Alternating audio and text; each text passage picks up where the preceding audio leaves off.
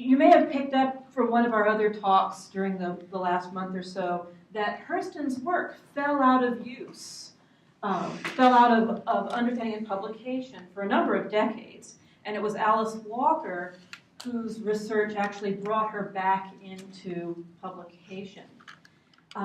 Just because she was forgotten in some ways does not mean that what her writing brought us and made possible was forgotten with her. And in my talk, I'm going to focus on Black women authors since the 1970s, since the rediscovery of her book. But they may not have, at that early time in the 70s, have been as aware of Hurston at that point. But what Hurston and other female artists in the Harlem Renaissance set in motion was an assertion that you could have, I mean, this seems, thankfully today, this seems like a small enough thing, but that you could have a central Black female character and that her narrative, her quest, would be important, central, and representative of Black experience. And that seems, as I said, to be a little enough thing, but if you understand the publishing tensions that Tammy talked about early on and that persisted into the 70s and the 80s, there was a lot of tension between prominent Black male authors and prominent Black female authors because of the difference of how the task of bringing Black experience into the American discussion was set up. And so that you had famous novels by Black men like Ralph Ellison or Richard Wright that talked about racism as a struggle between the Black man and the white world. And so it was a public, it was a working and economic and cultural struggle on a large scale. And so those novels focused on Black men, and Black females in those novels were often measured on whether they were holding a Black man back or helping him to go forward. And that was a sort of metaphoric way to represent the way that politically some Black men, many Black men at that time, I'm thinking in the 60s at this point, but certainly earlier, were expecting Black women to be supportive characters, to help create the movement by helping the men up because they were at such a disadvantage. Black female authors were writing about interior Black life in private circumstances. And so they would then be talking about problems, tensions within the family, that yes, external racism was putting pressures on and creating, but that to some of the Black male writers at that time seemed like airing dirty laundry.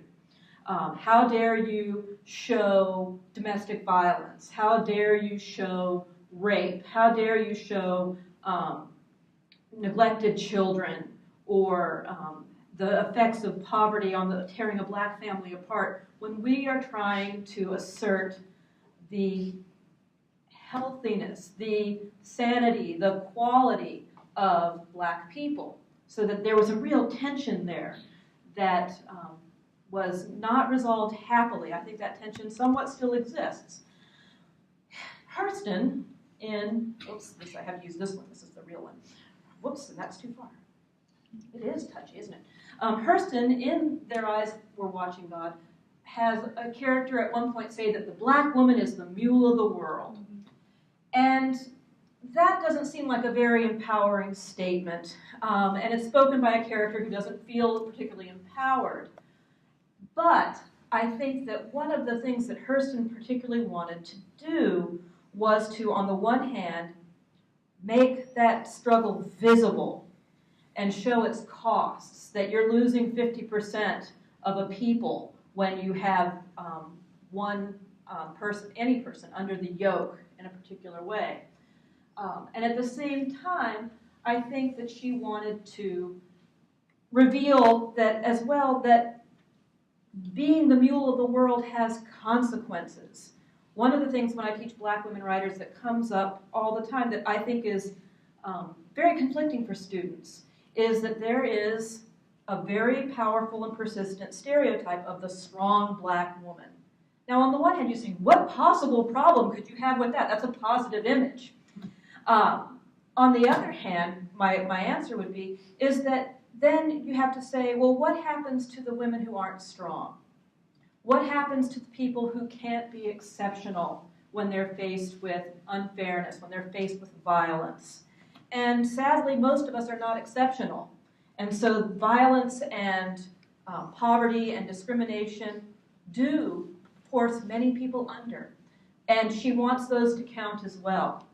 And so in the novels that I want you to think about, and in the photography that I'm going to show you as a part of this, I want you to see how that can be considered and not be disempowering, but actually a call to create a better world. So here I have a Gordon Parks photo. It's actually probably, you may have seen it somewhere. It's in our Gordon Parks gallery. It's just outside the doors in the Eco Lab, in the third floor of the library building. And it's called Ella Watson, 1942. And it's, when you look at it, and this is by a laser pointer, it becomes so important, you see Ella Watson, real person, and she was a janitor in the State Department during the war, World War II. And you see her here, and you see her with her tools that she works with. And you see the American flag fuzzy in the background. And you see her expression, which is very dour, very serious. She is bone thin, I would imagine, from a lot of work. Some people it does that way. And this item you might not think of as a very empowering image of a black woman, although I think that the strength of her gaze right at you as she is looking into the camera is one of the things that has made this a very famous photo. That the look of a very serious person having to do the work in the State Department where she's not empowered particularly. She cleans up after the people who have the power. And that's unseen labor. And so when you look at this, it's a very striking image. And it has a context. This photo is also often called the Black American Gothic. And to appreciate that, you have to look at the original painting that was called American Gothic, which was by Grant Wood in 1930. And if you see, you sort of see structurally how they have a similar theme. You have a man with his tools, his pitchfork, and you see, it's often argued, is this his wife or is this his daughter? There are all sorts of ambiguities we can talk about. But there are things that contextualize them. Yes, he's a hard worker. Yes, these are thin people. And he has that serious gaze through the same kinds of spectacles looking out at you into the audience from the painting. But you also see that they have a context that is what we assume to be their house and their barn. And you see that she has jewelry. I mean, he has a support person with him. So then we go back to Ella, and she's alone. And she has that same gaze that we're talking about, same serious, no-nonsense gaze that was often talked about as a kind of American value at that point of the serious worker, frugal, not given to luxury and fancy things. But there she has no man. This is often a complaint about representations of black women. They are where is the black man who's supposed to be with them? And she has both her hands full of tools, not just one. So she's alone, and then behind her is this blurry American flag, which sort of asks you, what is America for her? What is America offering her? It seems to be indistinct and in the background. So it was considered a very harsh critique at that point in time, and I think rightly so. So the mule of the world. On the one hand, the mule is a tremendously strong character. It's a very strong animal. It can get things done. It is not a fancy animal. I mean, horses are beautiful, and many of them, though, are quite delicate and quite glamorous in some ways. This is the working animal. And at the same time, I think when Hurston says that the mule of the world is the engine that gets stuff done. So I wanted to put this up with an earlier image. This is Sojourner Truth. And this is actually not talked about much about her. When she gave talks, she was a slave who escaped, and she spoke for not only the abolitionist movement, but also for women's suffrage.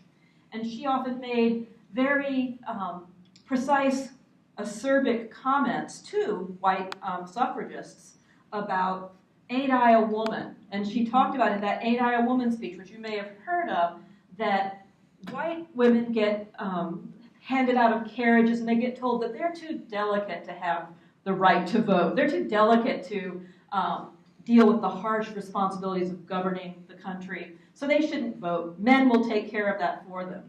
And she points out, no one is handing me out of any carriages. And ain't I a woman? That comment on femininity, and what she points out in her speech, plain spoken, just like Zora Neale Hurston's characters often have, is that you are got coming and going. If you say on the one hand, women are too delicate to have any responsibilities, and on the other hand, you have black women, and they are actually too much given to work to handle suffrage, to handle the responsibilities of governing. Which is it? It's whatever's going to win the argument is the answer. And so you have Sojourner Truth here, and she was actually, she had, I think, was it 10 or 12 children, and they were sold into slavery away from her. And she wasn't freed, or didn't get her freedom until she was 40. But she was selling, she was a businesswoman too, she had to support herself, and she would sell images of herself to people when she gave speeches to keep herself alive and also to sort of keep this image. And the card has she designed this card. It says, I sell the shadow to support the substance. And I love that quote for so many reasons and many of them pertain to this talk, which is that novels, art, often sell the shadow, sell the representation to you so that you can think about the substance, what it represents, what's going on in the world. And so I want to put that in there. She was, Sojourner Truth was talking about this idea of strength, but also how much strength is some person supposed to have? How much are you supposed to bear that can drive you under and be terribly painful? Another theme that Hurston talks about, I have the Hurston quotes on the top of the slide, and then I have the response for the books, is talking about poverty and what poverty does. It doesn't bring out the best in people.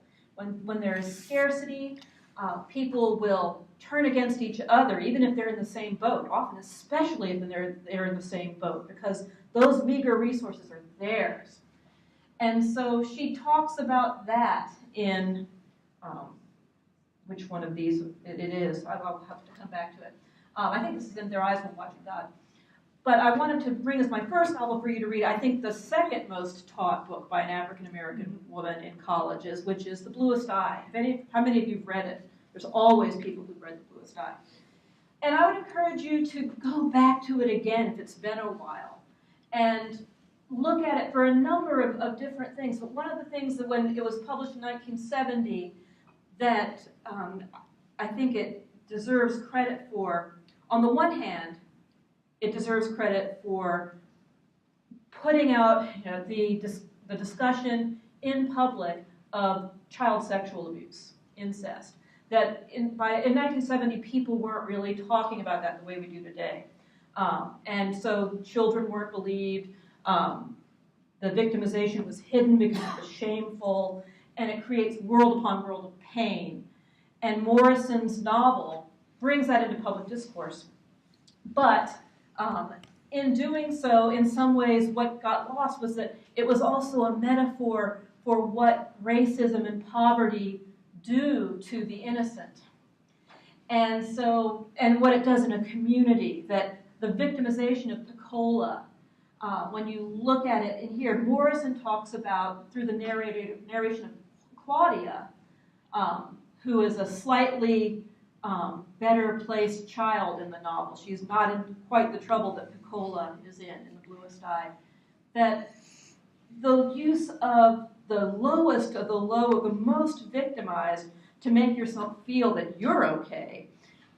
She says, all of our waste which we dumped on her, on Piccola, and which she absorbed, and all of our beauty, which was hers first, and which she gave to us, all of us, all who knew her, felt so wholesome after we cleaned ourselves on her. After we looked at what was wrong with her, because her terrible family drama became public knowledge in the community. We were so beautiful when we stood astride her ugliness. Her simplicity decorated us. Her guilt sanctified us. Her pain made us glow. We honed our egos on her, padded our characters with her frailty, and yawned in the fantasy of our strength. And so this is an image of the kind of pitfalls of that strong black woman. What if it's at the expense of the black women who don't make it?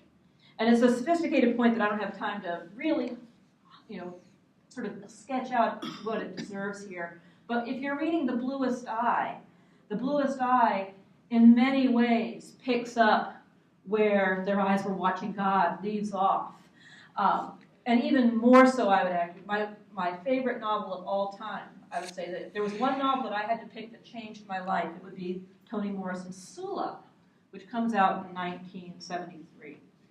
And Sula was a very controversial novel because it took a character, the title character, and made her the transgressor, made her non-maternal, she's not a mother, made her not a wife, made her go out and develop herself, and how the community viewed her for that self-development, for that self-quest. But some people often miss what Morrison says about Lenore. There are two characters in Sula. They are best friends. One is Neale, and then there's Sula. And Morrison describes them as two halves of the same person. Neale is the completely dedicated church woman, marries, has kids, never asks anything for herself. Before all of that happened as an adult woman, she and Sula were best friends. Sula comes from a much more broken up home than Neale, and is in many ways a profoundly lonely child, and she has no attachment to the community. She is all self. She is all self-development, but it isn't anchored. And Morrison wants you to know that women and everyone have to have both of those halves. And so when those two halves are broken apart, whether you're either all one thing or you're all the other, and if you think about how women often get characterized if they do something for themselves, they're completely selfish, and their job is to be completely unselfish. That lack of integration of how you're in a community with both things is the subject of Sula. And there's this quote that Sula and Neale are fighting, and Sula's dying. And at one point earlier in the novel, it said to Sula, "When are you going to get married? You need to have some babies. It'll settle you. It'll keep you from using your power in ways we don't like." And she says, "I don't want to make somebody else. I want to make myself." And it seems like that's the choice. You get one or the other. And then at the end, when she and Neale are talking when Sula's dying, she says to Neale, "I sure did live in this world." And Neale, who's very angry with her for many betrayals, says, "Really? What have you got to show for it?" Show to who? I got my mind and what goes on in it, which is to say, I got me. Lonely, ain't it? If you're a self, you're not in the community. Yes, but my lonely is mine. Now your lonely, Neale, is somebody else's, made by somebody else and handed to you. What a painful thing that you get one or the other in the community. And so that private pain is explored in Sula by that friendship between the two women. And that's another thing that is important, that it's rare to have black women as central characters, black female friendship is even more difficult to find in these novels. I mean, I think it has come more so in the later years, but early on, two women being the front and center of a novel, I mean, that's just too idiosyncratic or whatever. But Morrison asserts that importance.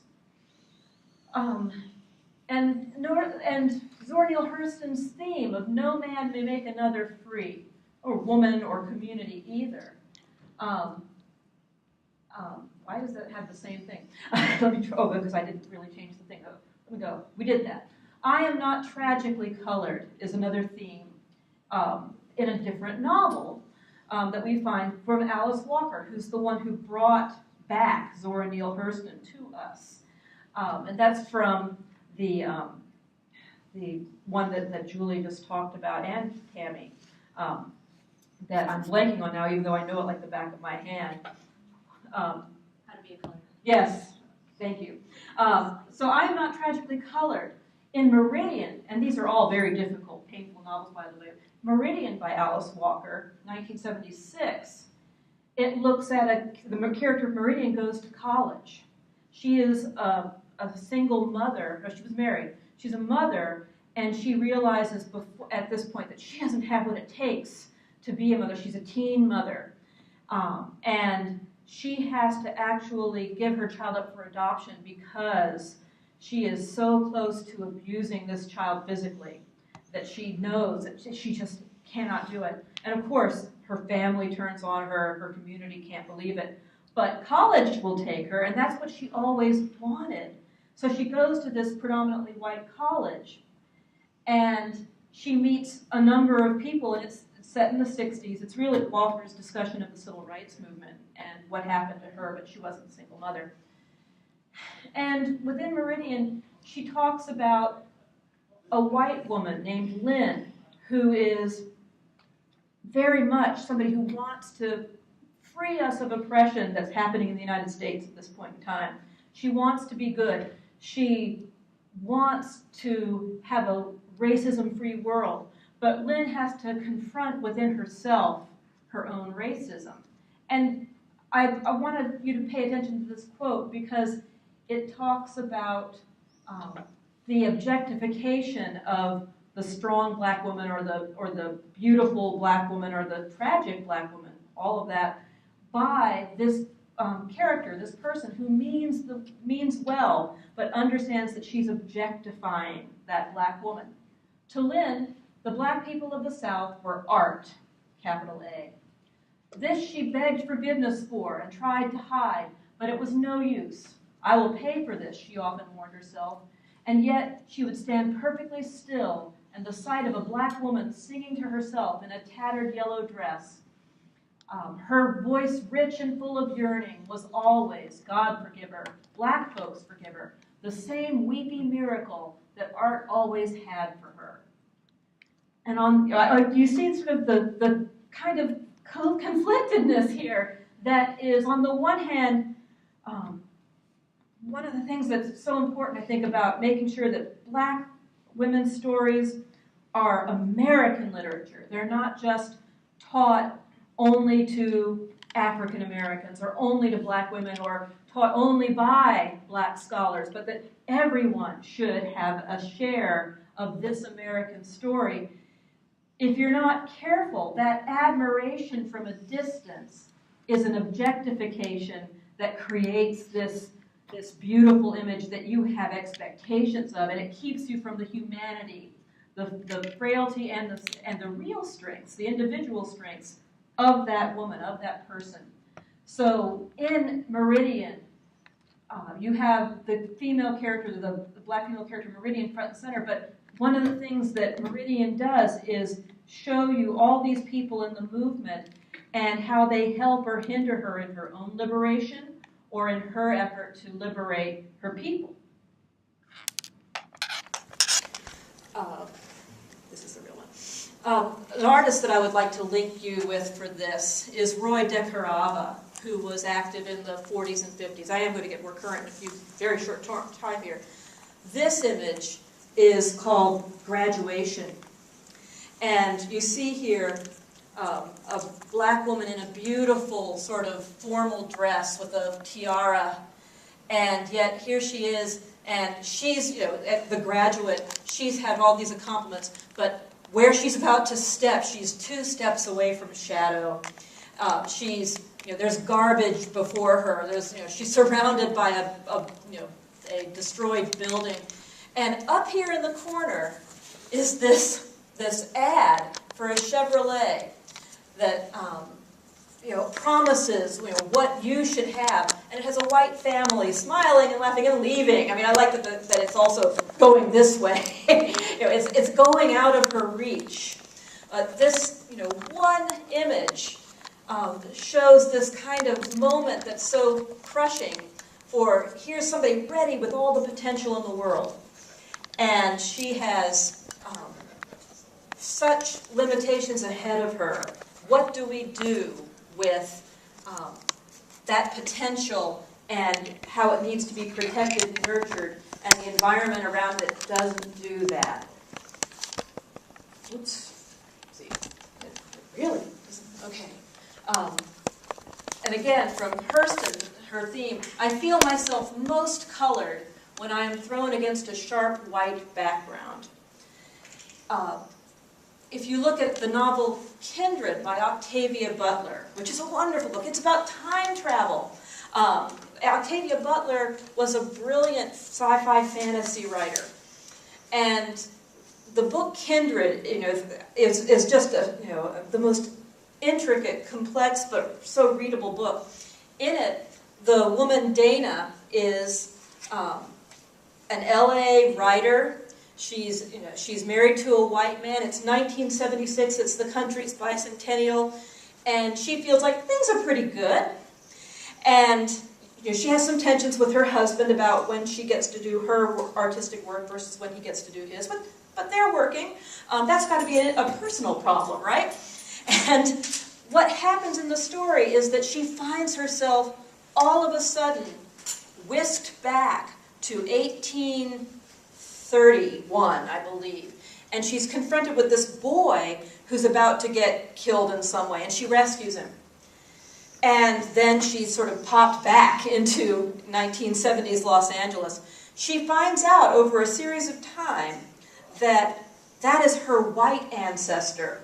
That is the white master that rapes her ex-great-grandmother, who was a slave.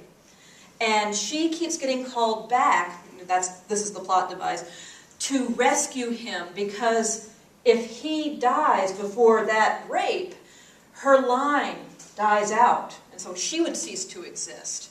So you think, this is a creepy metaphor, and she thinks, I mean, why do I want to save this jerk? But that's the thing, is that, and also she comes to know her ex-great-grandmother from that time period. Why would she permit this to happen to the relative she identifies with, the black relative? And this is an elaborate metaphor for talking about what is the legacy of slavery as the barriers fall between white Americans and black Americans, that they are intermarried metaphorically in this story. And what does one, if you're a black woman, claim of your past when it has such a painful legacy of rape and of oppression, other kinds of oppressions, and that it is hopelessly tied up in what happened in white America? So this novel is having her confront these very strong issues as a real character undergoing something. But here what we have is this way of asking these tough questions. And she says in her discussion, because the more time she spends in the past, the more she starts seeing her mentality as a modern black woman erode, the more racism she's exposed to. And then her husband starts getting pulled back with her, and for them to stay together, he has to pretend to be her master. So their marriage becomes incredibly strained by this way they try to keep together, that the outside forces start making it more like, he starts taking on those racist characteristics without meaning to, because he has to pretend. So it's a very riveting novel. And she says about him, he, her husband, was like me, a kindred spirit, crazy enough to keep on trying. And I think that's Butler's comment about how we move forward in a world that's trying to move up from the past, but sometimes forgets that that past is real, and that and it still has influence, and we have to talk about it. Carrie Mae Weems in 1990 did the Kitchen Table series, and this is just one image from it. But it goes back to what I was thinking about with beauty that Tammy was talking about, and that's really a part of Zora Neale Hurston's work. The Kitchen Table series also has a black woman with her child, it has a black woman with her friends, and it's just these shots that ask, what are your relationships around the kitchen table? And so in this image you see that there she is with her makeup mirror and a comb and brush, and a man intimately leaning over her shoulder. We can't see his face, that's his hat. And there's whiskey and cigarettes and all sorts of things, but there's this question in the photo about making up yourself for someone else to like it and to be desired, and what that desire has to do with it. And notice that her gaze is out at us. You know, we get to see her thinking, not her looking into the mirror at herself and trying to make that change. Hurston herself publishes in '83 In Search of Our Mother's Gardens, which is a wonderful collection of essays that I would point you to. Walker does this. Hurston says at one point in God, I can't remember, I'm sorry tonight. Mama exhorted her children at every opportunity to jump at the sun. We might not land on the sun, but at least we would get off the ground.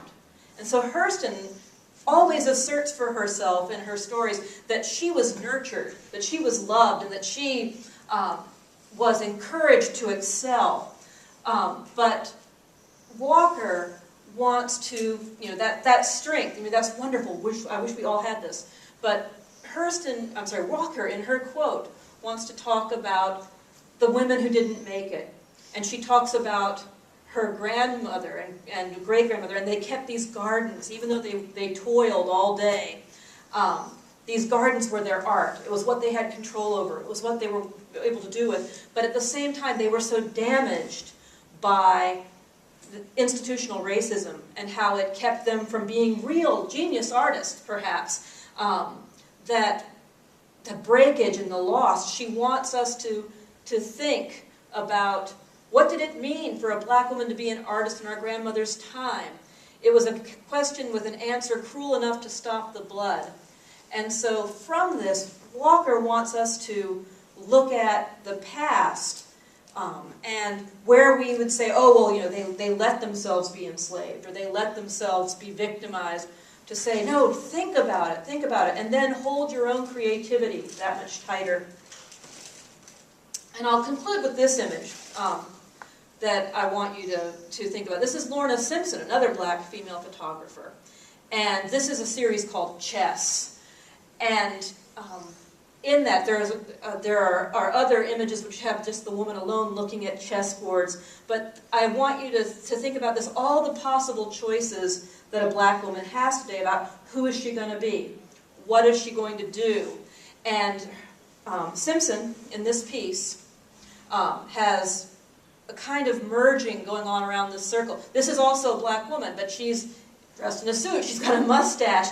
There's a way in which there's this idea about beauty and femininity and strength, and all these different selves that say, which move do I have? They're all looking down at the chessboards. And you see this central image here has half of the feminine feature and then half of the masculine feature.